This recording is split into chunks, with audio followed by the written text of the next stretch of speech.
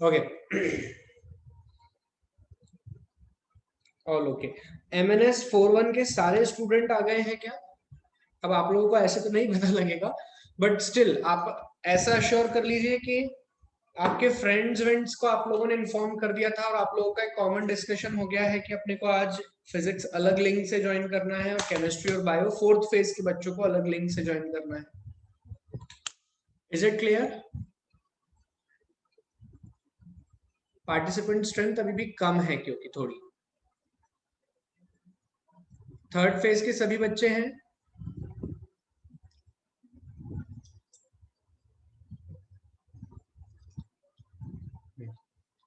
बच्चों देखो,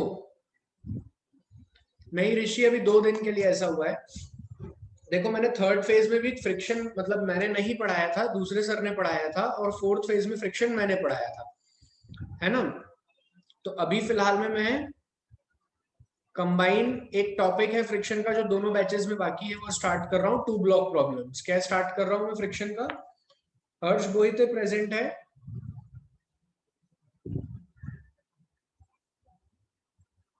rhythm present है?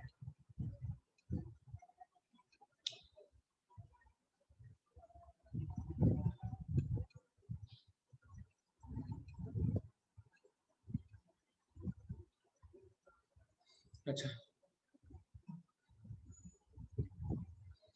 यार देखो, एसेट के बारे में कुछ बता दो। ये सारी पंचायत ना अपन अपनी रेगुलर क्लासेस में करेंगे, अभी अपन ने एक्स्ट्रा क्लास अरेंज करी है।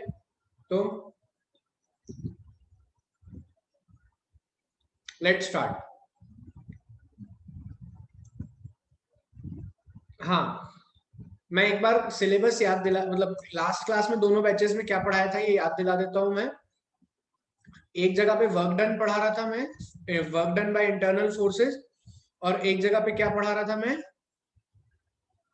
फ्रिक्शन, है ना। दोनों जगह पे मैंने फ्रिक्शन के क्वेश्चन कराए थे। और अभी जो मैं स्टार्ट कर रहा हूँ, दोनों क्लासेस अवेयर है एकदम इस टॉपिक से, ऐसा कुछ भी नहीं है कि दोनों क्लासेस को नहीं आता है। तो ऐसा परेशान होने वाली बात नहीं है। तुम्हें पहले भी पता नहीं लगता था कितने बच्चे हैं, अभी भी कुछ नहीं फर्क पड़ेगा। परेशान मत हो बच्चों। एक फ्रिक्शन का न्यूमेरिकल है, बेसिकली फ्रिक्शन का एक न्यूमेरिकल है 2 ब्लॉक प्रॉब्लम्स। अच्छा, क्या है फ्रिक्शन का न्यूमेरिकल?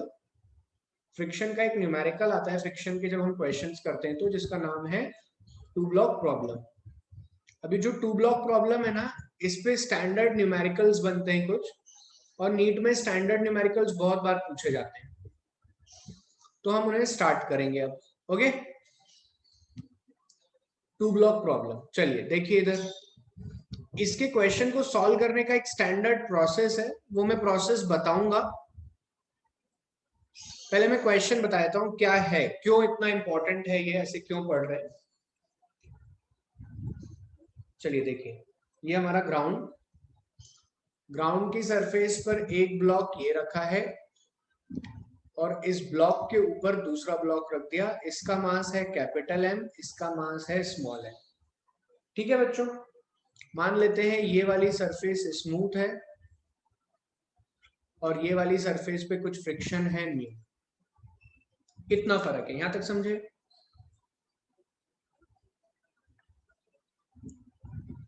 ये वाली सरफेस पे फ्रिक्शन है न्यू, और ये हमारी धरती माँ है।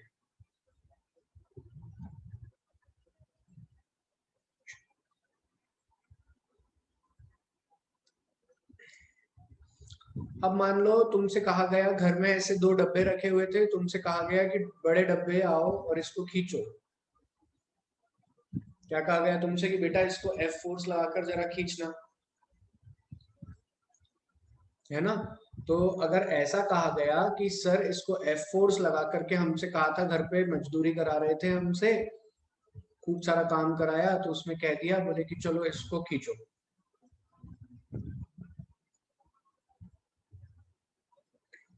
ठीक है, तो अगर इसको खींचने वाली सिचुएशन आ जाए तो हम क्या करेंगे उस केस में, बताओ यार। इसको खींचने वाली सिचुएशन आ जाए तो उसमें क्या क्या हो सकता है?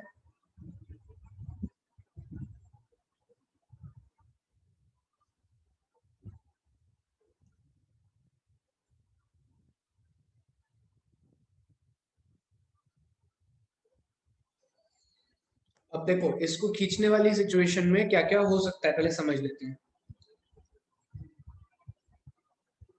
पहली बात तो ऐसा हो सकता है ना कि दोनों डब्बे एक साथ ही मूव करें, ये दोनों जो बॉक्स हैं ये दोनों बॉक्स एक साथ मूव करें।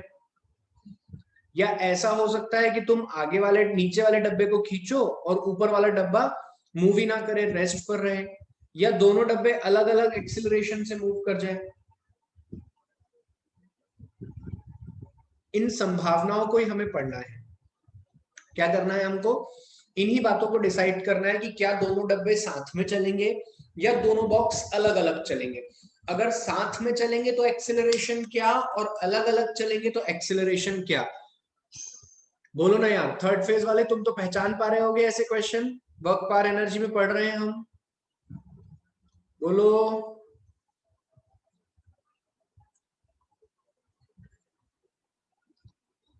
है ना? चलिए, तो जब ऐसी सिचुएशन आती है,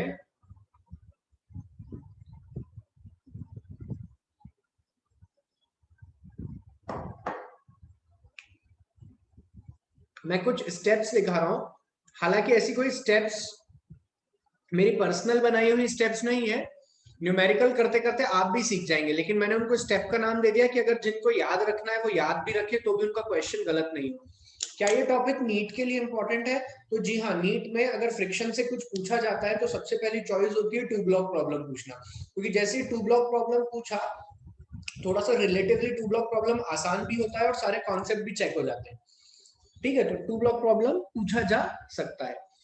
इसमें ये अब देखो, हमें पता नहीं है ना अभी इस फोर्स को, ये रेड कलर की लाइन से जो फोर्स लगा इसको देखने पर हमें पता नहीं लग रहा ना दोनों डब्बे एक साथ मूव करेंगे या अलग अलग। ऐसा हो सकता है ना, ऐसा हो सकता है कि दोनों एक साथ मूव करेंगे या दोनों अलग अलग। देखो, बैच में हमारी बैच में स्ट्रेंथ अभी ज्यादा है, तो आप ऐसे प्रश्न पूछ करके मुझे डिस्टर्ब ना करें कि सिलेबस कब खत्म होगा, इसके बाद क्या पढ़ेंगे, इसके पहले क्या पढ़ाया था, आज दिन है अभी रात चल रही है। ऐसे सवाल मुझसे मत पूछो क्लास में, ठीक है? जो मैं पूछ रहा हूं उसका जवाब अगर आपको समझ में आ रहा है तो यस और नो में देते जाओ, ठीक है? इससे होगा कुछ नहीं, मैं फिर उन चैट को देखने लग जाऊंगा तो आप लोगों को दिक्कत आएगी, आपको बातें नहीं समझ पाऊंगा मैं आपके, आप क्या कहना चाह रहे हो। चलिए, तो ये एफ फोर्स लग रहा है बच्चों। नीचे वाला सरफेस जो है ये स्मूथ है, धरती माँ पे जो कांटेक्ट है वो स्मूथ है। सर आपने स्मूथ क्यों लिया? हमारे घर की धरती पे तो फ्रिक्शन होता है। तो वो न्यूमेरिकल करेंगे ना जब तुम सीख जाओगे, ठीक है? अभी अपन ने थोड़ा सा रिलेटिवली सिंपल बना दिया प्रॉब्लम को बस। चलो, तो यहां पर मैं लिखता हूं कि अगर ऐसी सिचुएशन है तो what we will say, consider that both block move with move with same acceleration।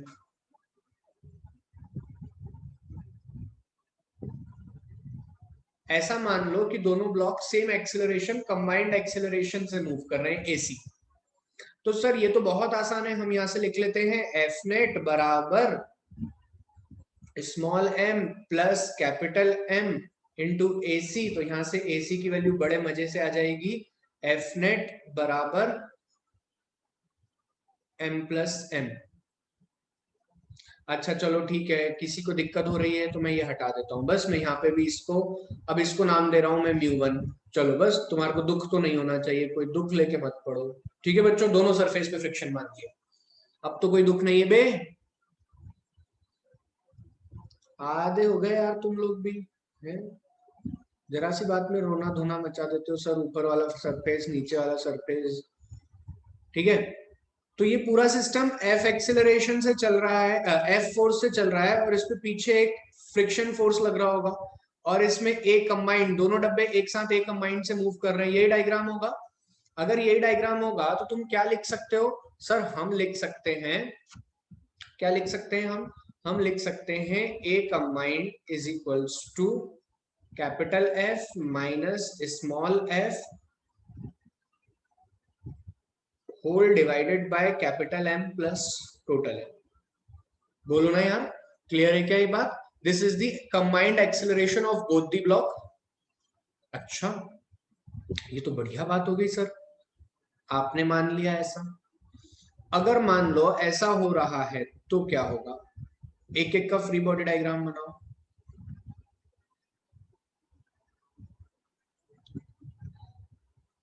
चलो, अब मेरा पहला सवाल है, धरती माँ और बड़े वाले डब्बे के बीच में कौन सा फ्रिक्शन फोर्स होगा, काइनेटिक या स्टैटिक? धरती माँ और बड़े वाले डब्बे के बीच में कौन सा फ्रिक्शन फोर्स होगा, काइनेटिक या स्टैटिक? जल्दी जवाब दो।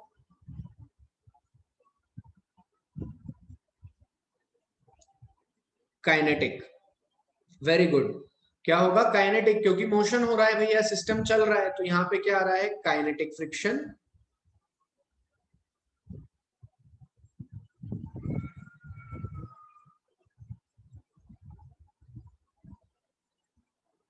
कोई दिक्कत नहीं आता। अब दोनों ब्लॉक के बीच में कौन सा होगा, स्टैटिक या काइनेटिक? बुद्धि लगाना, एकदम ताजा है बेटा, उसका प्रयोग करो, अच्छा लगेगा। उनके बीच में क्या होगा, स्टैटिक या काइनेटिक? क्या दोनों डब्बे मूव कर रहे हैं क्या? ऐसे देखो, ये एक ब्लॉक और ये एक ब्लॉक, इधर देखो सब लोग कैमरे की स्क्रीन पे, ये एक सरफेस, इसके ऊपर रखा दूसरा सरफेस, और ये मूव करा रहा हूं मैं। अब ये एक्सटर्नल फोर्स, मेरा हाथ जो है वो एक्सटर्नल फोर्स, ये एफ फोर्स से मूव कर रहे हैं। तो अगर एफ फोर्स से ये मूव कर रहे हैं, तो यहाँ पे तो नीचे तो धरती थी तो फ्रिक्शन आ गया काइनेटिक, लेकिन दोनों डब्बे रिलेटिव तो मूव नहीं कर रहे, तो उनपे क्या आएगा, स्टैटिक फोर्स। स्टैटिक फोर्स आपने लिखना सिखाया था कि एक्सटर्नल फोर्स के अपोजिट होता है, तो ये हो गया एक्शन और उस पे आ जाएगा रिएक्शन। अरे हाँ ना बोल दो सभी लोग, अरे बोलो रे, अरे समझ में आ रहा है कि नहीं? चमक रही है बुद्धि? किसी के आत्मा में कोई दुख तो नहीं है? अच्छा, अब चालाकी लगाना पड़ेगी सर, तो लगाते हैं ना, चालाकी लगाएंगे। देखो अब क्या करेंगे, जिस ब्लॉक पर फोर्स नहीं लग रहा है,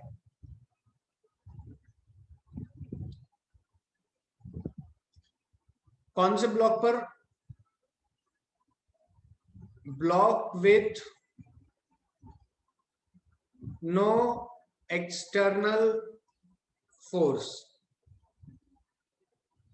वो ब्लॉक जिस पे एक्सटर्नल फोर्स नहीं लग रहा है वो कौन सा है? फिलहाल में छोटा वाला एम है सर, ठीक है। छोटे एम के लिए क्या मैं ऐसा लिख सकता हूं क्या, एफ नेट बराबर एम ए सी, जो कि यहां से क्या हो जाएगा सर, यहां से हो जाएगा एम, और एक्सेलरेशन कितना है अपना? एक्सेलरेशन है F minus small F upon में, चलो अभी मत लिखो, ऐसा लिख दो एफ माइनस ए सी। तो एफ माइनस ए सी बराबर फ्रिक्शन स्टैटिक, ऐसा तो लिख सकता हूं ना मैं? अरे यार, क्या स्क्रीन पे जो लिखा है उसमें कोई दिक्कत है? जितनी बात स्क्रीन पे दिख रही है समझ आ रही है? दोनों फेज में लास्ट में बेटा एफ बराबर एम ए लिखते हैं ना, तो सिर्फ बड़े वाले डब्बे को देख, जिस किसी ने भी पूछा है मेरे से लास्ट का नहीं आया, जल्दी देख बेटा, लास्ट वाले में देख, सिर्फ इस वाले को देख। इस वाले पे टोटल फोर्स कितना लग रहा है? इस वाले पे टोटल फोर्स लग रहा है फ्रिक्शन, तो फ्रिक्शन नेट फोर्स हो गया बराबर एम ए। ठीक है, अब क्लियर है गुप्ता?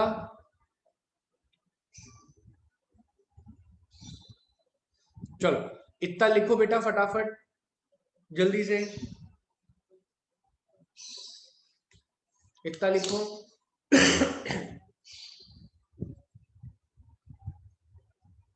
एम ए सी, ए सी का मतलब क्या हुआ? एसी का कोई नया टर्म नहीं है, एसी मतलब ये वाला कंबाइंड एक्सेलरेशन।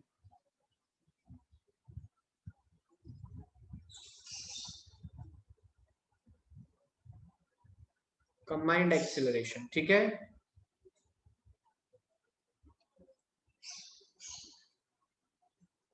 सेकेंड केस में स्टैटिक क्यों, खुद सोचो बेटा।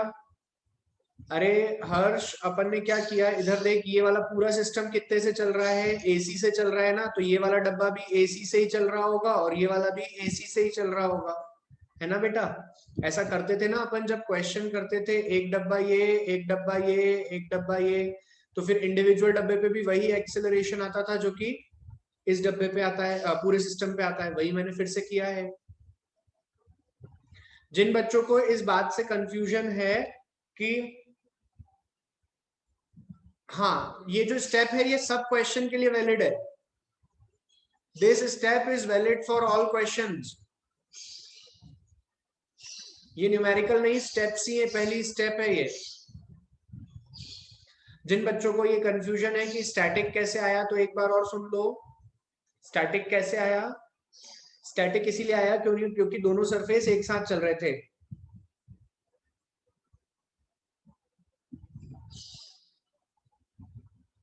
अथर्व, तुम अपनी रिस्क पे कुछ भी यूज कर सकते हो। चलिए, यहां तक हो गया बच्चों। तो सर आपने लिख दिया एफ नेट बराबर एम ए सी। क्या लिख दिया आपने, आपने लिख दिया स्टैटिक फ्रिक्शन बराबर एम इंटू ए सी। यहां से हमारी स्टैटिक फ्रिक्शन की वैल्यू आ गई ना।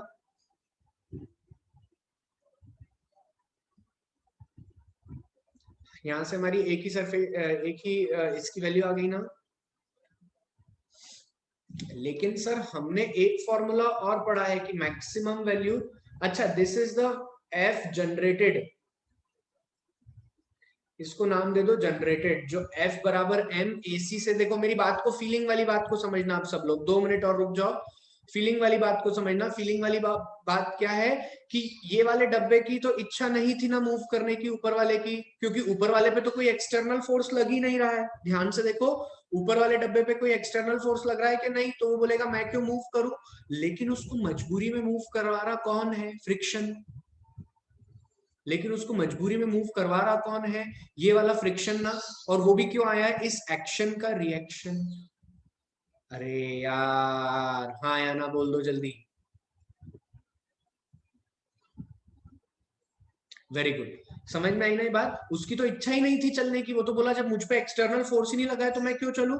लेकिन उसे मजबूरी में कौन मूव करा रहा है, स्टैटिक फोर्स ऑफ फ्रिक्शन। अगर स्टैटिक फोर्स ऑफ फ्रिक्शन उसको मजबूरी में मूव करा रहा है, तो स्टैटिक फोर्स ऑफ फ्रिक्शन ये तो वो होगा ना जो कि एसीज के कारण पैदा होने वाला स्टैटिक फोर्स ऑफ फ्रिक्शन होगा, एम ए सी।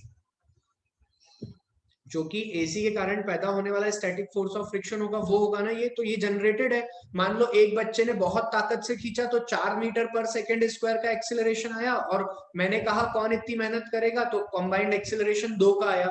अब इसमें अगर ये मास का मल्टीप्लाई कर दूंगा तो स्टैटिक फ्रिक्शन अलग अलग आया ना हर बार।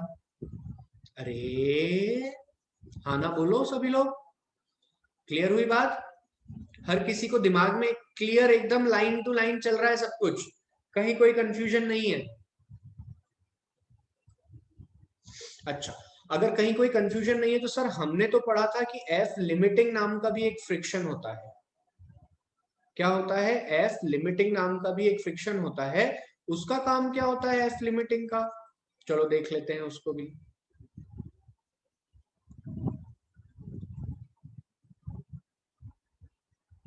एक सेकंड, थोड़ा सा रुक जाते हैं। हाँ, तो एफ जनरेटेड नाम क्यों दिया मैंने, क्योंकि ये हमारे द्वारा जनरेट किया जा रहा है, और ये है एफ लिमिट। एफ लिमिट को क्या लिखते हैं, म्यू इंटू एन। तो यहां पर अगर हम देखें तो यहां पर सर थोड़ा डायग्राम और सही बनाइए आप। और डायग्राम सही बनाते हुए क्या कीजिए कि आप यहां पर लिखिए, एम जी आ रहा होगा नीचे, स्मॉल एम इंटू जी, और नॉर्मल रिएक्शन ऊपर। ठीक है, तो यहां से स्टैटिक फोर्स ऑफ फ्रिक्शन कितना आ गया, mu into N. Maximum value of static force of friction कितनी आ गई, म्यू इंटू एन। क्लियर हुई बात। दिस इज दी लिमिटिंग, या बोल लो maximum value of static friction, f max. हाँ या ना बोलो, क्या दोनों बातें समझ में आई, 1 और 2। अब जरा सब लोग मेरे को देखो स्क्रीन पे फटाफट, अपनी बुद्धि पर जोर डालो और सोचो कि जो जनरेटेड फ्रिक्शन है अगर वो गलती से भी लिमिटिंग फ्रिक्शन से ज्यादा हो जाएगा तो क्या ये दोनों सरफेस जो ऐसे रखे हुए थे, क्या इन दोनों सरफेस में भी रिलेटिव मोशन हो जाएगा? ऐसे बोलो, अरे हाँ ना बोलो। यही पढ़ाया भी गया है तुम्हें कि जब कभी भी लिमिटिंग फोर्स ऑफ फ्रिक्शन से ज्यादा एक्सटर्नल फोर्स लग जाए तो मोशन स्टार्ट हो जाता है। अरे यार, तो अगर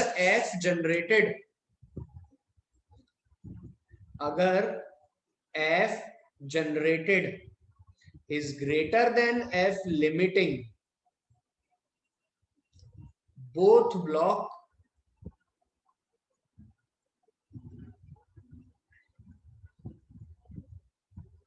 moves, बोलो,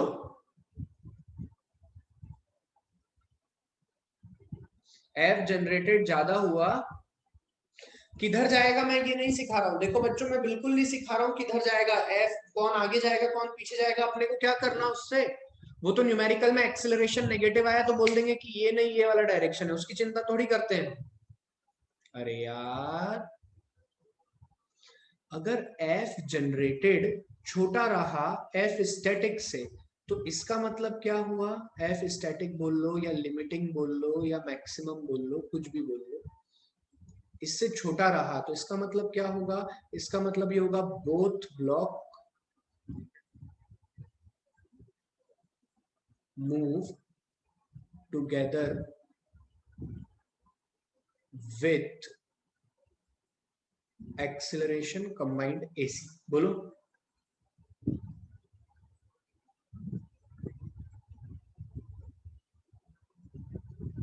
तो क्या होगा, दोनों ब्लॉक एक साथ मूव कर जाएंगे। क्लियर हुई क्या बात हर किसी को? क्या पहली step is the deciding step, बोलो। क्या स्क्रीन पे जो लिखा है कॉन्सेप्ट समझ में आ गया हर किसी के दिमाग में अच्छे से?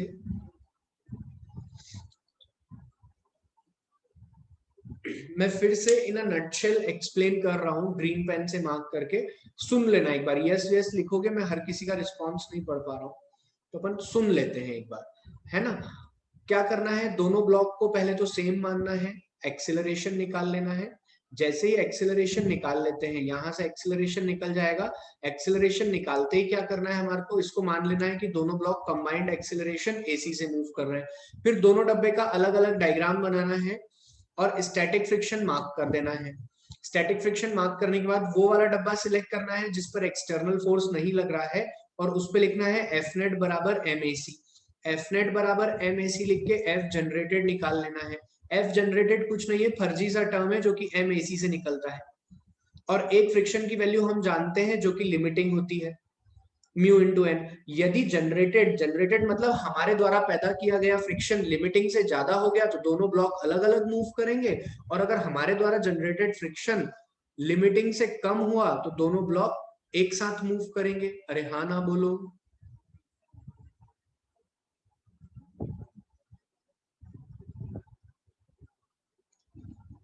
अरे समझे?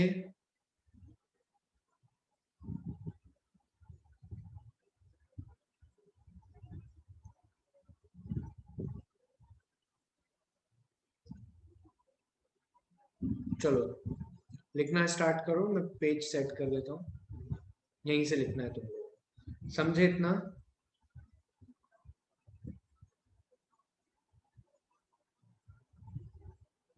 हाँ बिल्कुल सही कह रहे हो। देखो, तुम लोग सही समझ रहे हो, बिल्कुल सही, बिल्कुल सही निधि। बाकी लोग लिखते रहो।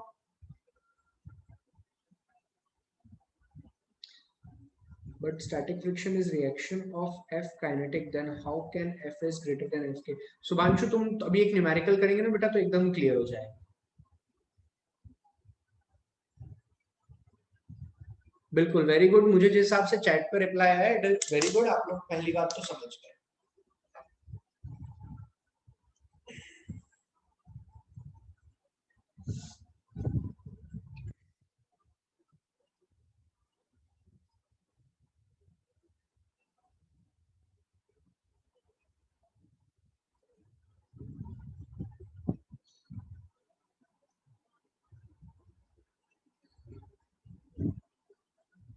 बस एग्जाम्पल कर ही रहे हैं आप लोग, ये लिख लो।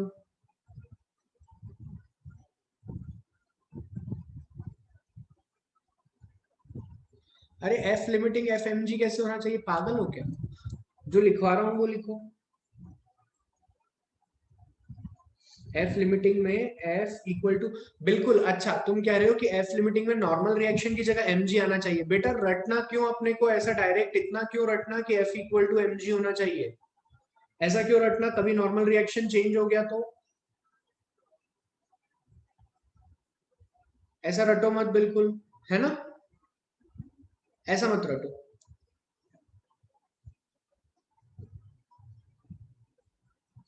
हाँ तन्मय बिल्कुल। हाँ जनरेटेड, देखो जनरेटेड फोर्स क्या है? जनरेटेड फोर्स है जिस पर एक्सटर्नल फोर्स नहीं लग रहा है, वो वाला मास इनटू एक्सेलरेशन कंबाइंड, ये वाला। ठीक है, अभी एक क्वेश्चन करते हैं, समझ में आएगा। जो छोटा मोटा कंफ्यूजन है वो ये क्वेश्चन से समझ में आएगा। इतना लिख लिया क्या आप लोगों ने? आगे चले।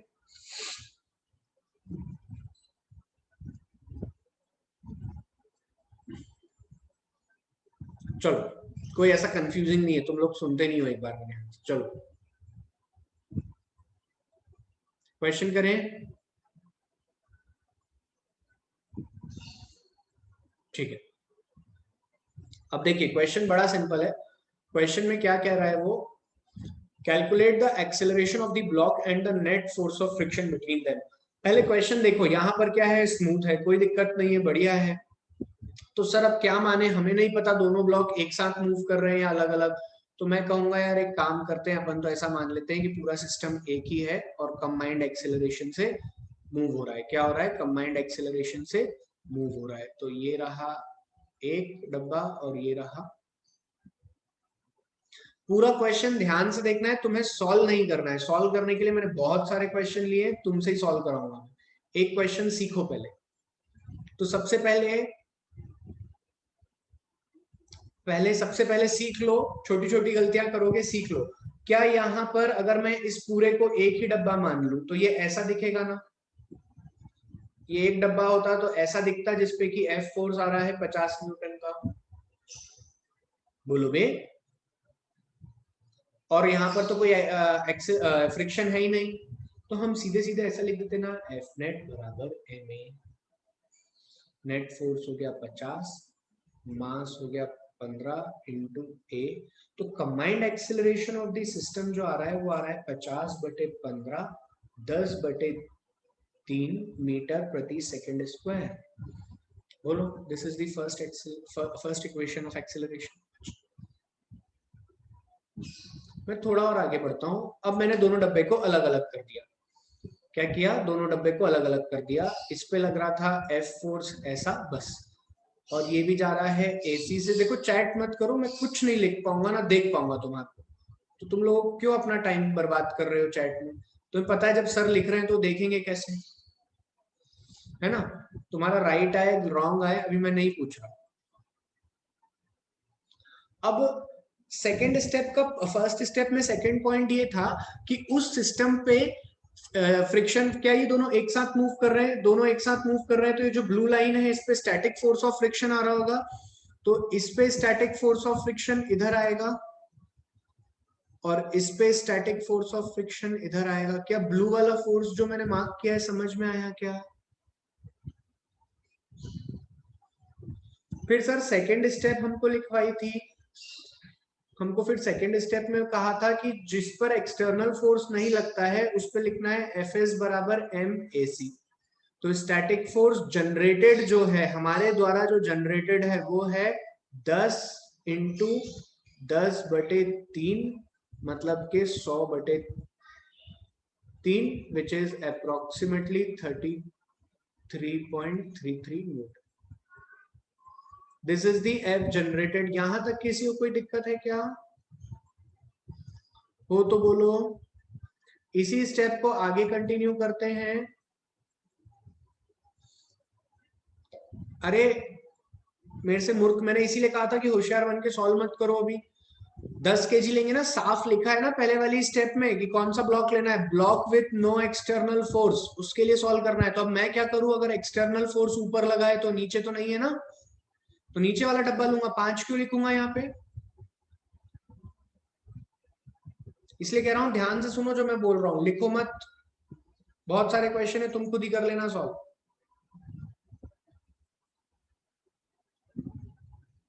हाँ, तो अब एफ स्टैटिक तो आपने पढ़ाया था म्यू इंटू एन, तो यहां पर देखें तो mg नीचे, नॉर्मल रिएक्शन ऊपर,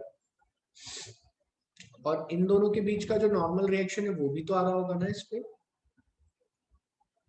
अरे फ्री बॉडी डायग्राम नहीं बन रहा क्या, ऐसा भी होता है सर। ओ, N1 हो गया जमीन से, और ये दोनों यहां पर कांटेक्ट में थे, तो इस पे लग रहा होगा N2, तो इस पे भी तो आ रहा होगा ना भैया N2। तो N1 बराबर कितना हो गया, N2 प्लस mg, और N2 इधर, और यहाँ पे नीचे क्या आ रहा होगा mg। तो N2 बराबर तो होगा स्मॉल mg, मतलब 5 × g, और N1 बराबर कितना होगा 5g प्लस 10g। अरे 15g बोलो, जी समझ में आया कि नहीं, N2 N1 मतलब, सॉरी N1 समझ में आया कि नहीं।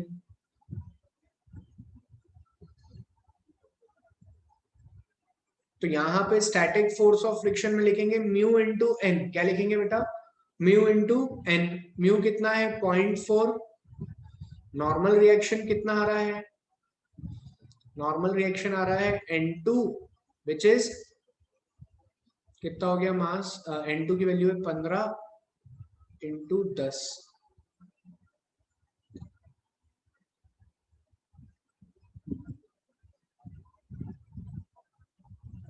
60 Newton.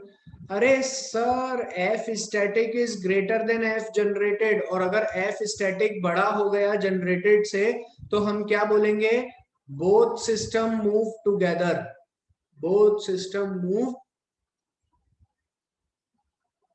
Together with a common acceleration of 10/3 प्रति मीटर सेकेंड स्क्वायर। ये हमारा आंसर है। तो the acceleration of the block is इतना, तो फ्रिक्शन फोर्स कितना आ रहा होगा, ये तो जनरेटेड है और ये है, तो फ्रिक्शन फोर्स कितना आ रहा होगा सर, अगर हम लिमिटिंग से कम पे काम करते हैं तो उतना ही आता है जितना जनरेटेड है, 33.33 न्यूटन।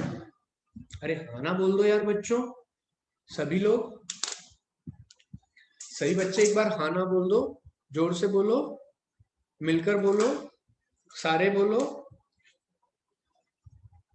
जय माता दी। बढ़िया, समझे क्वेश्चन।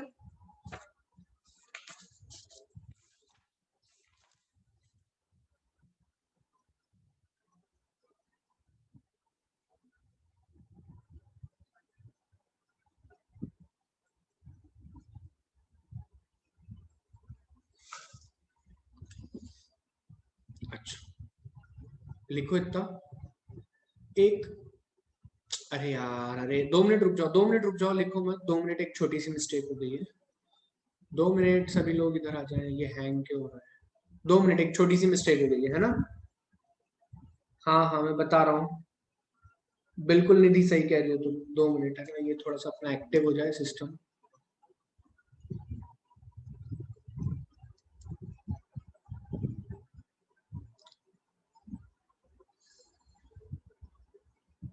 अरे यार ये क्या हो गया,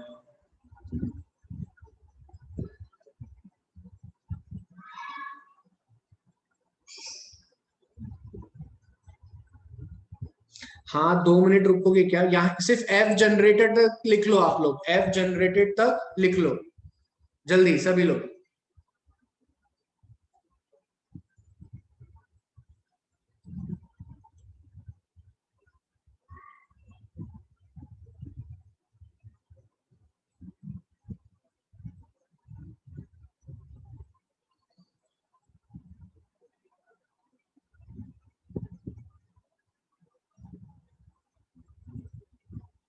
नहीं मेरा I5, एक दो, हाँ बेटा देखो, एक छोटी सी मिस्टेक ये हुई है हमसे कि ये वाला जो पार्ट है ना,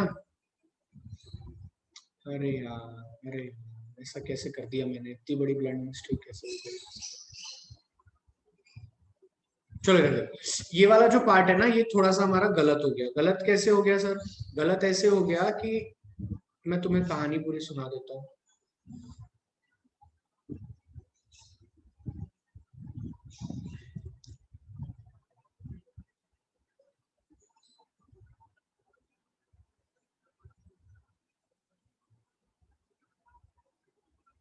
देखो इधर देखो, 2 मिनट देखो सभी लोग। इस सिचुएशन में अगर हम देखें ना, तो यहां पर अगर मैं फ्री बॉडी डायग्राम बनाता हूं, तो फ्रिक्शन फोर्स तो इस सरफेस पे आ रहा है ना, friction force is between this surface, तो नॉर्मल रिएक्शन तो N1 होगा ना। तो एफ एफ जो हमको लेना है, एफ जो हमको लेना है वो क्या लेना है, F static is equals to mu into N1, जहां म्यू की वैल्यू कितनी है, म्यू की वैल्यू है 0.4, और N2 लेना है, ये नॉर्मल रिएक्शन, इंटू 5G। बस यही गलती हो गई थी छोटी सी। ठीक है, समझे ना? N2 निकाल लेते हैं। N2 कितना होगा नॉर्मल रिएक्शन? तो सर यहाँ पे नीचे लग रहा है 5G, ऊपर लग रहा है N2, और इसका भी फ्री बॉडी डायग्राम मैं फिर से बता देता हूँ।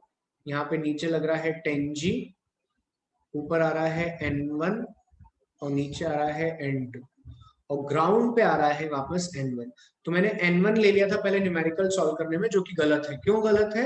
क्योंकि फ्रिक्शन सरफेस पर नहीं, इन दोनों के बीच में है, तो N2 लेंगे। तो N2 कितना होगा, है ना, ये मेरे से थोड़ी सी गलती, क्या पता क्यों हो गई। 0.4 इंटू 5 इंटू 10, 20 न्यूटन। अरे सर ये क्या कह दिया आपने? जैसे ही आपने ऐसा कर दिया, तो इसका मतलब क्या हो गया? इसका मतलब ये हो गया F static is less than F generated. तो यहां से तो हम चिल्ला चिल्ला कर कह सकते हैं बोथ ब्लॉक मूव टुगेदर, दोनों ब्लॉक टुगेदर मूव कर रहे होंगे। Both block not move together, sorry, both block not move together. क्या यहां तक कहानी समझ में आई सभी को? बोलो।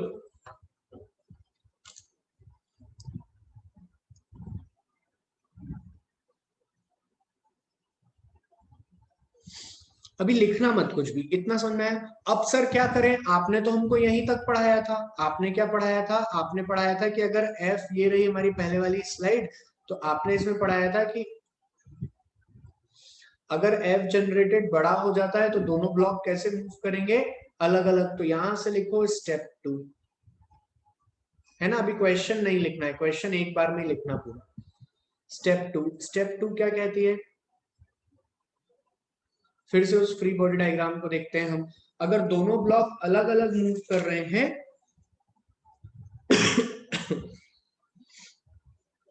अगर दोनों ब्लॉक अलग अलग मूव कर रहे हैं, तो अब क्या करें हम, बताओ ना यार, कैसे सॉल्व करें? कोई ज्ञान किसी के पास हो तो?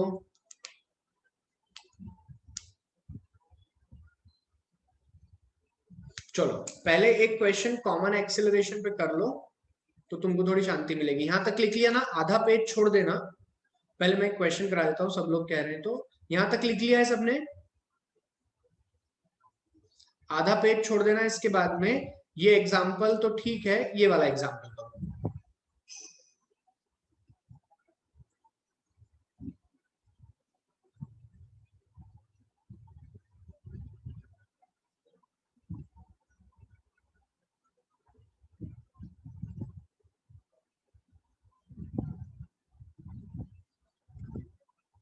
वो वाला भी एग्जाम्पल कराता हूं मैं। पहले एक अपन ने जो पढ़ा है उस हिसाब से एक एग्जाम्पल ये कर लेते हैं जल्दी से। फिर अलग अलग एक्सेलरेशन निकालना, एक ही स्टेप रहेगी जो सीखना रहेगी। हाँ, हाफ पेज लीव कर दो ऋतु, जल्दी करो जल्दी। ये वाला क्वेश्चन, जितनी स्टेप मैंने सिखाई है उतना क्वेश्चन एक करके बता दो मेरे को फटाफट।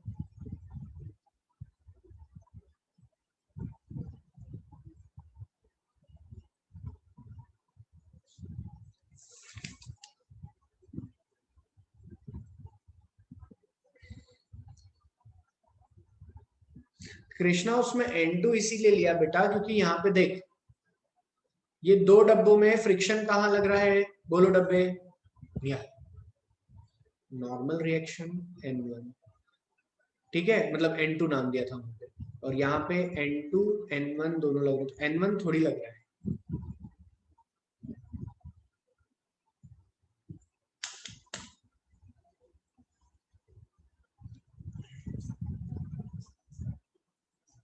याद करो mu into N where N is the normal reaction between the contacting surface.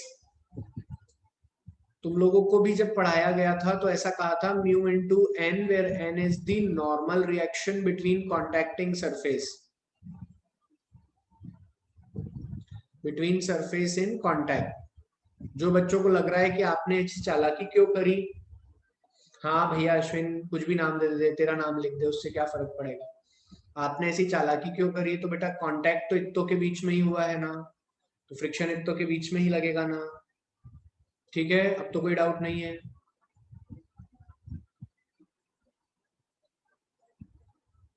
Answer बताओ क्या आ रहा है इसका, yes acceleration is 3, combined acceleration आ रहा है 3 metre per second square, very good बेटा। क्या दोनों डब्बे एक साथ मूव करेंगे या अलग अलग, अपनी बुद्धि का प्रयोग करो, क्या दोनों डब्बे एक साथ मूव करेंगे या अलग अलग, मुझे तो आंसर सुनना है कंबाइंड और सेपरेटली कैसे मूव करेंगे, मुझे वैल्यूज मत बताओ, वैल्यूज से क्या फर्क पड़ना है।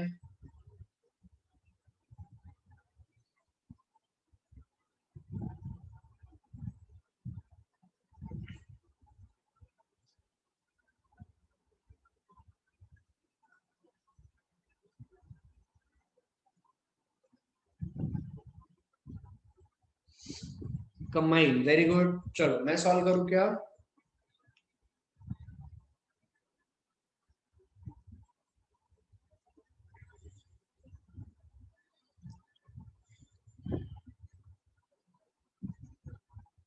ओ ये क्या हो गया,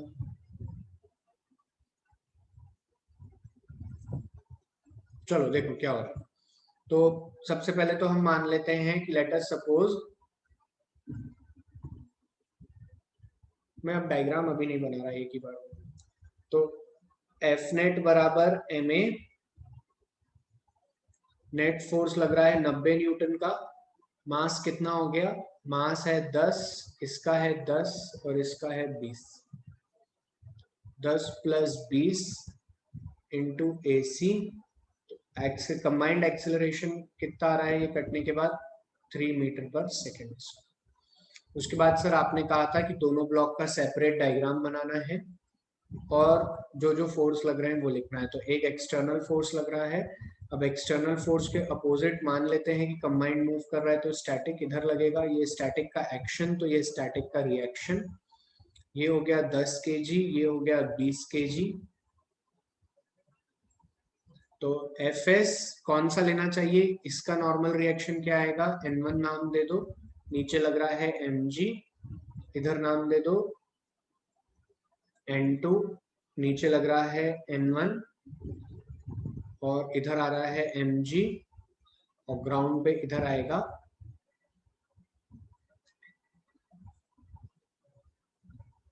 ठीक है, तो N1 नहीं ले सकते स्टैटिक लिखते टाइम, N2 लेंगे, ऐसा क्यों करेंगे, क्योंकि जिस सरफेस के बीच में कांटेक्ट है वो उसके कारण N2 प्रोड्यूस हो रहा है, तो म्यू कितना है बेटा, म्यू है 0.4, नॉर्मल रिएक्शन N1, अरे यार मैं N2 तो लिख रहा हूँ, N1 लेंगे,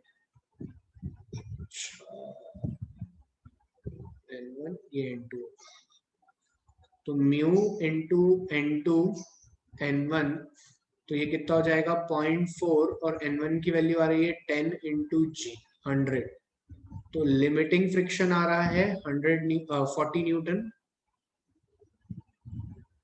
कितना आ रहा है लिमिटिंग फ्रिक्शन 40 न्यूटन, और अगर मैं बात करूं एफ जनरेटेड की, तो एफ जनरेटेड होता है एम इंटू ए सी, उस ब्लॉक पर लिखते हैं जिसपे एक्सटर्नल फोर्स नहीं आता, तो इस पर लिखेंगे मास कितना है 10, एक्सेलरेशन कितना है 330, अरे सर यहां से तो ये देखने में आ रहा है कि F generated is less than F limiting, so both the block move together with this common acceleration. अरे हाँ ना तो बोल दो यार।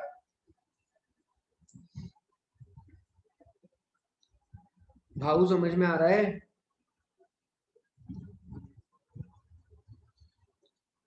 चलिए फिर से ये वाला क्वेश्चन कीजिए। चलिए फोर्थ क्वेश्चन, ये ले तन्मय तेरा क्वेश्चन आ गया।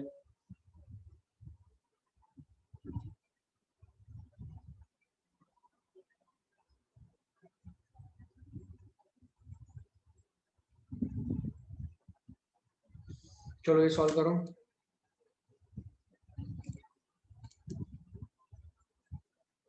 अच्छा जिसको N1 N2 निकालने में प्रॉब्लम है, इधर देखो, ये एक डब्बा और ये एक डब्बा, और ये हो गई अपनी धरती माँ। इधर लगता है Mg नीचे, इन दोनों सरफेस के बीच में यहाँ पे कांटेक्ट है तो नॉर्मल रिएक्शन आएगा N1 एक्शन, तो ये हो गया उसका रिएक्शन N1। फिर धरती माँ और इनके बीच में कांटेक्ट है तो यहाँ पर आएगा N2, तो इधर भी लगेगा N2। ठीक है, इसी N2 को मैं डायग्राम में ऐसा ऊपर बना देता हूँ, तो किसी के प्राण नहीं उड़ना चाहिए उससे, है ना।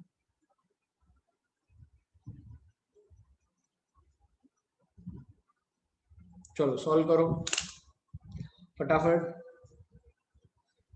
हाँ हाँ, फ्रिक्शन जनरेटेड भी पूछा है क्या लास्ट वाले पार्ट में? लास्ट वाले पार्ट में क्या पूछा है? Also find the friction between them, तो दोनों ब्लॉक के बीच में फ्रिक्शन कितना आ रहा होगा? सर क्योंकि हम लिमिटिंग वैल्यू से छोटे पर काम कर रहे हैं तो दोनों ब्लॉक के बीच में जो फ्रिक्शन आ रहा होगा दैट इज 30 न्यूटन होगी, दैट इज 30 न्यूटन। क्लियर हुआ?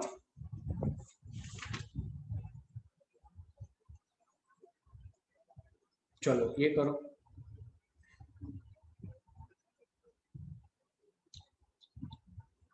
नहीं सौम्य, नॉर्मल रिएक्शन तो वो लेना है जिनके कारण कांटेक्ट सरफेस में फ्रिक्शन, अरे यार कभी कभार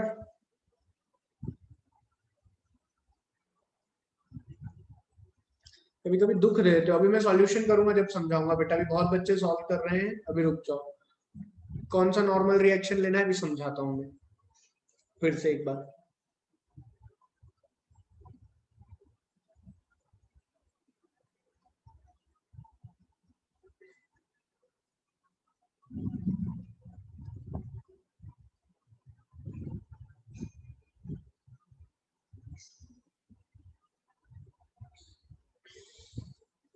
चलिए मैं सॉल्व करना स्टार्ट करता हूँ। अरे सर यहाँ पर देखें तो दोनों सरफेस पे फ्रिक्शन है, कोई दिक्कत नहीं सर, आपने पढ़ाया था। सबसे पहले तो ये एक डिब्बा, हम मान लेते हैं दोनों डब्बे एक साथ चल रहे हैं। अगर दोनों डब्बे एक साथ चल रहे हैं और नीचे वाले डब्बे पे F फोर्स लग रहा है तो यहाँ पे फ्रिक्शन फोर्स ऐसा लगेगा एक्सटर्नल में ही, बोलो। यही मैंने देखो तुम्हें थ्योरी में भी पढ़ाया है, थ्योरी में भी मैंने ऐसा ही बताया है, देखो ध्यान से, कि दोनों सरफेस पे अगर फ्रिक्शन हो तो।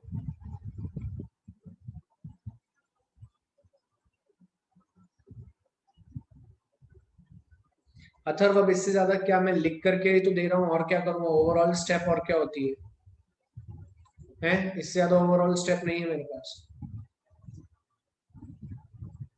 टोटल मास हो गया m प्लस m, है ना, तो यहां से हम लिखेंगे क्या, F नेट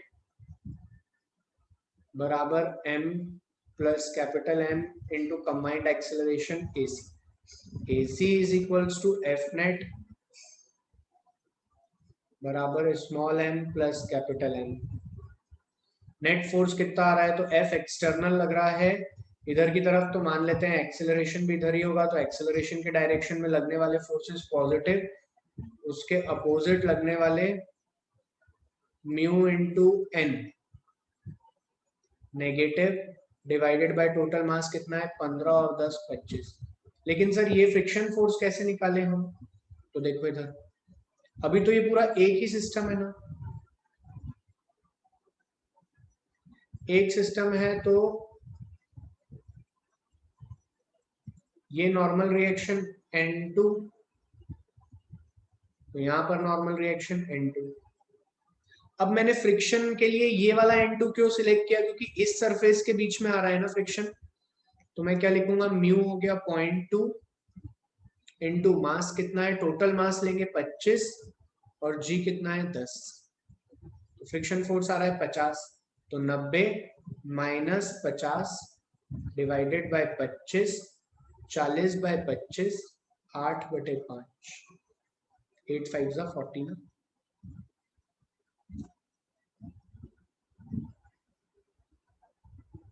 समझ गए इतना, यहां तक क्लियर है सबको? 8/5, हाँ ना बोलो बेटा। 8/5 1.6 मीटर पर सेकेंड स्क्वायर। सभी बच्चों को एक क्वेश्चन समझ में आया?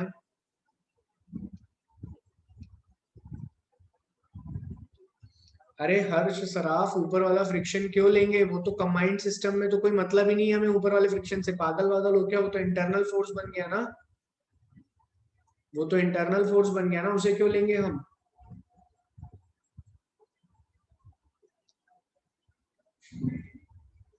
फिर कुछ भी प्रश्न पूछते हो। चलो यहां तक समझे?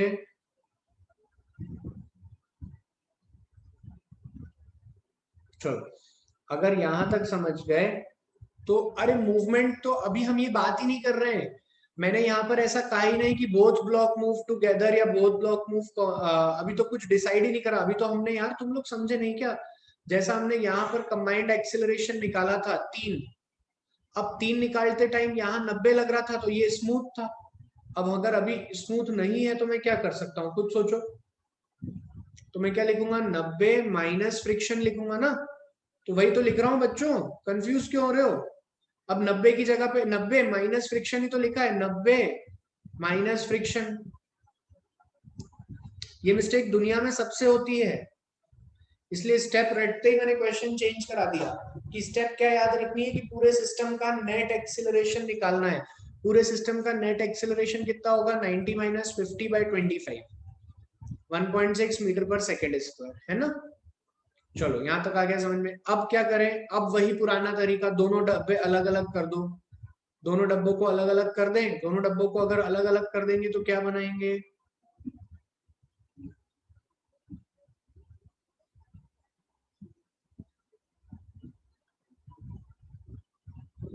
सर यहाँ लग रहा है F, तो इधर लगेगा एक फ्रिक्शन F(S1), F1 नाम दे दो, एक फ्रिक्शन 1 इधर लगेगा, एक फ्रिक्शन 2 इधर लगेगा, और इस 2 का ही रिएक्शन इस पे आ रहा होगा।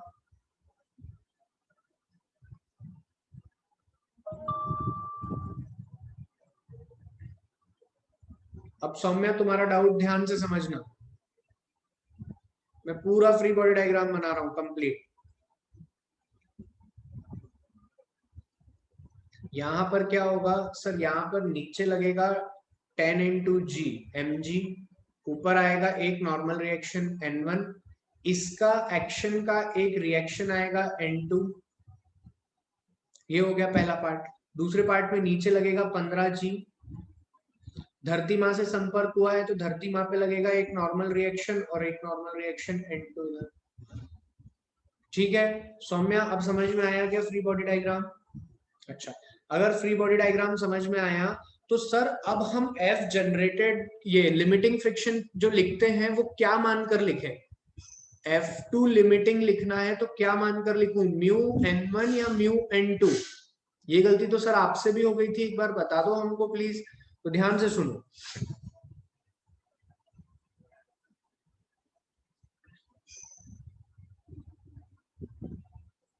तो ध्यान से सुनो सभी बच्चों।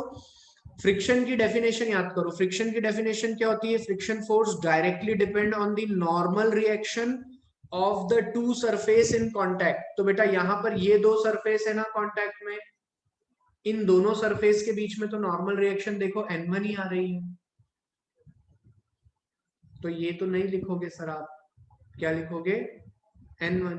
क्लियर हुआ सौम्या, आप क्लियर है बेटा? इसलिए मैंने तेरे को रुकने को कहा था, समझ गई आप?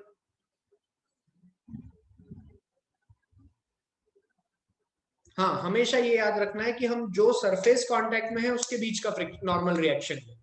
यहाँ पर ए और बी के बीच में N1 था नॉर्मल रिएक्शन, बी और ग्राउंड के बीच में N2 था। तो अगर कोई बोलता तेरे से F1 का बता तो तू N2 लेती, है ना। तो F2 लिमिटिंग कितना आ गया, चलो 2 मिनट एक चर्चा और हो गई अपनी। अब अपन देखते हैं F2 लिमिटिंग कितना आ गया। तो F2 लिमिटिंग कितना आ गया, F2 लिमिटिंग के लिए हम लिखेंगे म्यू। म्यू कितना है इनके बीच में, 0.4 है शायद से, 0.4।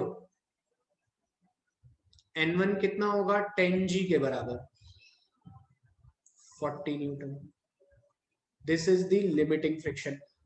लेकिन सर जनरेटेड भी तो लिख लो, तो जनरेटेड भी इसी को देखकर लिखना है। याद करो लिखवाया गया था कि जनरेटेड फ्रिक्शन हमेशा उसको देखकर लिखा जाता है जिस पर एक्सटर्नल फोर्स नहीं आता। तो इस पर नहीं आ रहा है तो इसको देखकर लिखा। तो मास कितना है 10 और एक्सेलरेशन कितना है 1.6। तो जनरेटेड फ्रिक्शन कितना हो गया 16 Newton. Sir generated friction is less than limiting friction. It means both the block will move together with this acceleration. This is the answer. और जो फ्रिक्शन फोर्स लग रहा होगा उनके बीच में, that is nothing but the 16 Newton, क्योंकि हम limiting से कम पे काम कर रहे हैं। Is it clear to everyone present in the class? किसी को कोई भी डाउट हो तो बोलो। अच्छा, एक बच्चे ने मुझसे करीबन 50 बार एक ही बात पूछी है कि सर आपने यहाँ पर जो म्यू एन लिखा वो पॉजिटिव क्यों नहीं लिखा। तो मेरे भाई, जब सिस्टम आगे जा रहा है और चल रहा है तो फ्रिक्शन पीछे लगेगा ना। ऐसा क्लासेस अटेंड करते नहीं हो और फिर फालतू बातें पूछते हो, और वो भी 50-50 बार। क्लियर हुई बात? अच्छा, किसी को कंफ्यूजन हो रहा होगा कि सर आपने F1 की बात, आपने F1 नहीं, F1 को क्यों नहीं यूज किया ये सारी पंचायत करते टाइम। तो मेरे भाई F1 से हमें क्या करना, हमें तो A और B को अलग अलग चल रहे हैं कि नहीं ये देखना। तो A और B के बीच में फ्रिक्शन F2 होगा ना। क्लियर हुई बात? Okay.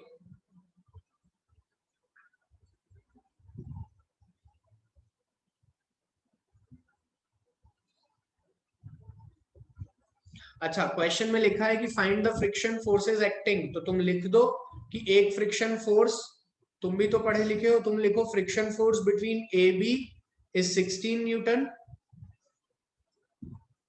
And friction force between B and ground, ये जो कि तुमने यहां पे निकाला है, ये कितना है 50 newton. And combined acceleration of the system is 1.6 metre per second square. ये हो गया टोटल आंसर। हाँ, पहले डायग्राम में हमें ये मानना है कि दोनों एक साथ चल रहे हैं। अगर वो प्रूव हो जाता है तो ठीक है। जैसे पहले वाले क्वेश्चन में नहीं प्रूव हुआ, पहले वाले क्वेश्चन में वैल्यू अलग अलग, मतलब एफ जनरेटेड ज्यादा आ रहा था, वहां पे हमने बोल दिया रीस्टार्ट कर लो उत्कर्ष।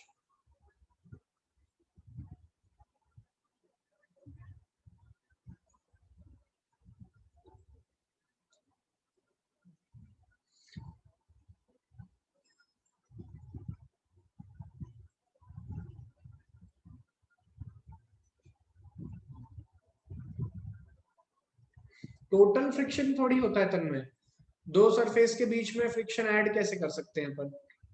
तीन हो गए बल्कि, तो डिफरेंट डिफरेंट है ना, यहाँ पे अलग है, यहाँ पे अलग है, तो ये ऐड थोड़ी होता है। गलत बात करो।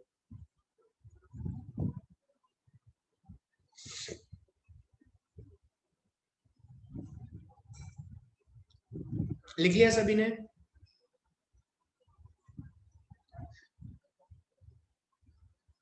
लिखो जल्दी। और कोई डाउट हो जब तक बच्चे लिख रहे हैं। आपने 10G क्यों लिया जनरेटेड में? जनरेटेड में कहा 10G लिया मेरे भाई। जनरेटेड में तो मैंने Fg बराबर m इंटू ए करा है। मास है 10 और एक्सिलरेशन है 1.6, तो आंसर आया 16। ठीक है, जो भी था भाई बहन, जो भी था देख लेना, मैंने m इंटू ए सी करा है जनरेटेड में।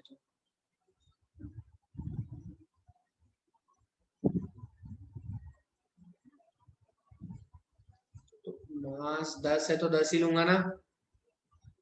यहाँ पे मास 10 है तो 15 क्यों लूंगा?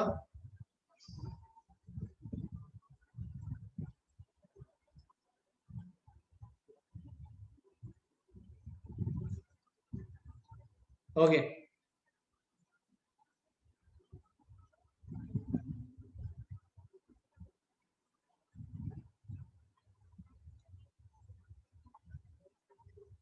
क्योंकि F1 की नीड नहीं है कहीं भी।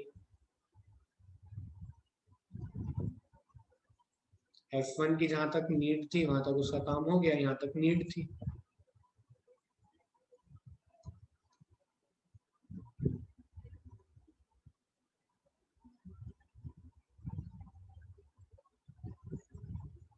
हाँ तन्मय बिल्कुल।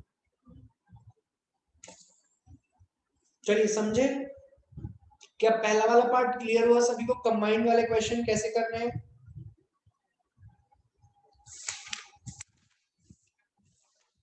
एक क्वेश्चन तुम लोग खुद करोगे क्या? मैं दूं क्या?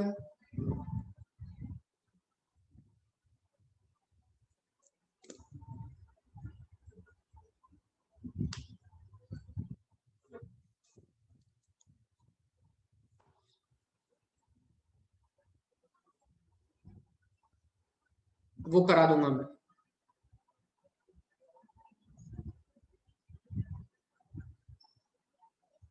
चलो ये सॉल्व करो।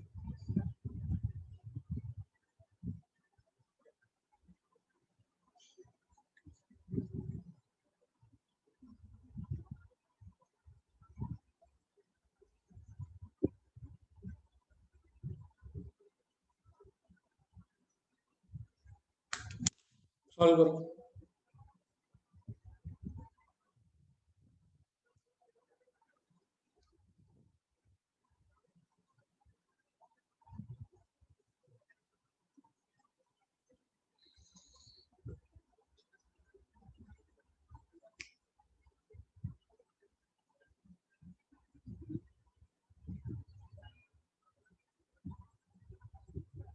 तुम्हें पिक्चर पूरी क्लियर हो रही है ना सभी लोगों को? अरे बोलो, क्या पढ़ रहे हैं, कैसे पढ़ रहे हैं, लॉजिक क्लियर हो रहा है ना? पहले पूरा सिस्टम अपनी इच्छा से, ट्रायल एंड एरर है ये तो। अपनी इच्छा से मान लिया हमने कि पूरा सिस्टम एक ही एक्सेलरेशन से चल रहा है। जब पूरा सिस्टम एक एक्सेलरेशन से चल रहा था तो हमने क्या निकाला? Combined acceleration. फिर दोनों डब्बों को अलग अलग किया और उनके बीच में लगने वाले फोर्स को देखा। उनके बीच में स्टैटिक फोर्स ऑफ फ्रिक्शन लग रहा था। वो स्टैटिक फोर्स ऑफ फ्रिक्शन से हमने समझा कि स्टैटिक फोर्स ऑफ फ्रिक्शन से ज्यादा फोर्स लग रहा होगा तो अलग अलग मूव करेंगे, और स्टैटिक फोर्स ऑफ फ्रिक्शन से कम आ रहा होगा जनरेटेड फ्रिक्शन तो एक साथ मूव करेंगे। अब जनरेटेड फ्रिक्शन कैसे निकालते हैं? तो जनरेटेड फ्रिक्शन निकालते हैं वो डब्बा जिस पर एक्सटर्नल फोर्स नहीं लगता है, उसका मास इनटू कंबाइंड एक्सेलरेशन। एकदम दिमाग में व्यू क्लियर होना चाहिए, तो फटाफट हाथ चलता है। क्वेश्चन देखते ही कैच होता है और हाथ चलना चालू हो जाता है।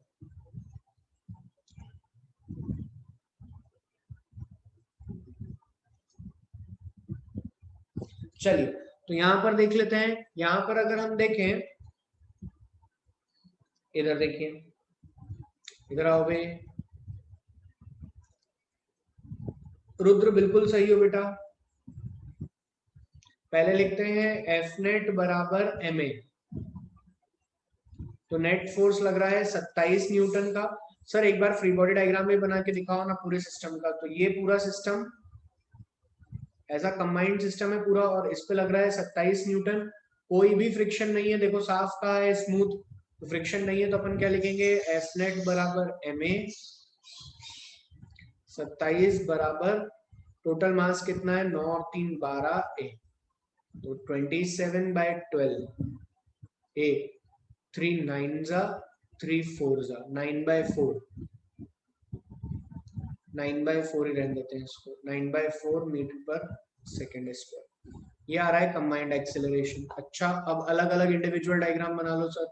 इंडिविजुअल डायग्राम बनाते हैं, स्क्वायर तो होना ही चाहिए।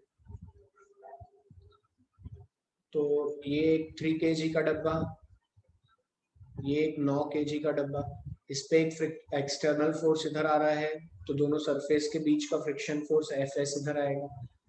और यहाँ पे भी F1 नाम ले लेते हैं, इसका क्या नाम ले लेते हैं? F1, है ना। यहाँ नीचे लग रहा है mg, ऊपर लग रहा है normal reaction between the two block N1, उसका एक रिएक्शन N1 इधर आया, नीचे लग रहा है M2G मतलब 9G, ऊपर आया एक N2 जो कि धरती माँ ने भेजा है। ठीक है, तो N1 बराबर यहां से आ गया 3G। F लिमिटिंग, बहुत बच्चे पूछ रहे हैं कि सर आपने 3G का ही क्यों यूज किया, तो बेटा देखो तुम ध्यान से, इन दोनों सरफेस के बीच में फ्रिक्शन है, इन दोनों सरफेस के बीच में फ्रिक्शन है, तो इन दोनों सरफेस के बीच में आने वाला नॉर्मल रिएक्शन है N1। तो म्यू कितना दिया हुआ है हमें, 1/3 into 9 sorry G, 1/3 into mu into N लिखेंगे 3G, तो ये आ गया 10 न्यूटन। एफ लिमिटिंग कितना आ गया 10 न्यूटन। एफ जनरेटेड कितना आएगा, तो एफ जनरेटेड आता है मास इनटू एक्सेलरेशन उसका जिस पर एक्सटर्नल फोर्स नहीं लग रहा है। तो एक्सटर्नल फोर्स तो इस पे तो लग रहा है और इस पे नहीं लग रहा है, तो इसका मास कितना है, इसका मास है 3, एक्सेलरेशन है 9/4, 9 3 27/4, 4 से डिवाइड करेंगे, 4 6 24, 3 बचेगा 6.75 न्यूटन। अरे सर हम तो कंक्लूजन पर आ गए, क्या कंक्लूजन पर आ गए, F generated is less than F limiting, F generated is less than F limiting. यदि एफ जनरेटेड छोटा है एफ लिमिटिंग से तो हम क्या लिखेंगे, हम लिखेंगे कि जो हमारा फ्रिक्शन फोर्स आ रहा है वो सिर्फ और सिर्फ 6.75 न्यूटन का आ रहा है और दोनों डब्बे एक साथ मूव कर रहे हैं with a combined acceleration of 9/4 metre प्रति सेकेंड स्क्वायर। क्या यहाँ तक की कहानी क्लियर है हर मासूम को?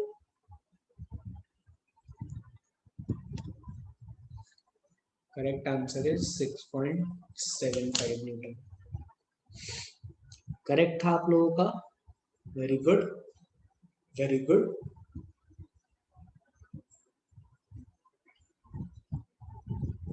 समझे क्या? अब कंबाइंड एक्सेलरेशन वाले क्वेश्चन समझ में आ गए?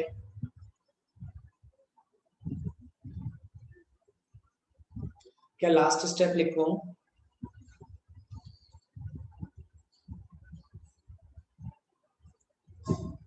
चलो तो लास्ट स्टेप की बात करते हैं।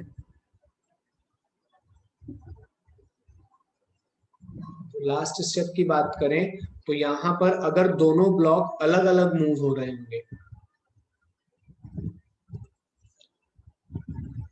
इफ बोथ ब्लॉक, समझो इधर, मूव सेपरेटली, ठीक है,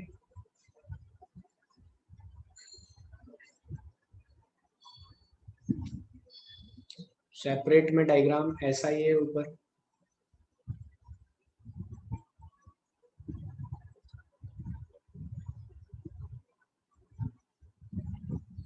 ये सिस्टम है और ये सिस्टम है। इधर F लगता है तो इधर आ जाता है F1, इधर आ जाता है F1 का रिएक्शन। अब ये चलेगा A1 से और ये चलेगा A2 से। अगर मान लो इधर भी फ्रिक्शन होता तो यहाँ F2 लिख देते, है ना, जो कि हमने ग्राउंड पे माना है। क्या इतना डायग्राम क्लियर है सभी को? पहले बताओ, इसका मास ले लो M1 और इसका मास ले लो M2। क्लियर है? If both block move separately तो तुम लिखते F1 बराबर ma, F1 बराबर m इक्वल टू A1, पहला आंसर। यहाँ पे लिखते F minus F1 minus F2 बराबर M2 बराबर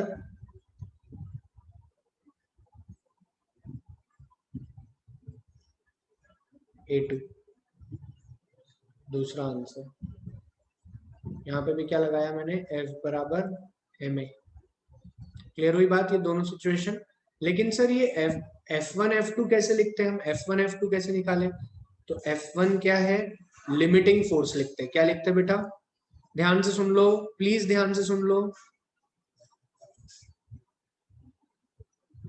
F1 क्या लिखते हैं, लिमिटिंग फोर्स लिखते हैं। ये किसी क्वेश्चन के आंसर नहीं बेटा, ये जो अपन पढ़ रहे थे ना पहला पेज, पहले पेज ध्यान है ना क्या पढ़ रहे हैं हम पहले पेज में, ये देखो पहले पेज में पढ़ा था हमने, पहले पेज में अगर दोनों ब्लॉक अलग अलग मूव करेंगे तो क्या होगा वो, ठीक है। तो F1 बराबर कैसे लिखें आप, तो F1 बराबर होता है म्यू इंटू N1 और F2 बराबर होता है mu two into N1 into क्या है, तो यहाँ देखो यहाँ लगेगा नीचे M1G, ऊपर लगेगा N1, N1 का रिएक्शन इधर आएगा, नीचे लगेगा M2G और इधर ही आएगा N2B, तो एक N2 इधर भी आएगा। खैर इस N2 की कोई आवश्यकता नहीं है, समझ में आया। म्यू1 और म्यू2 N2 क्लियर हुआ था, F1 F2 और किसी को यहां तक लिख लीजिए, कल की क्लास में यहीं से क्वेश्चन करेंगे हम लोग, ठीक है। कल की क्लास में यहीं से क्वेश्चन करेंगे, इतना लिख लीजिए।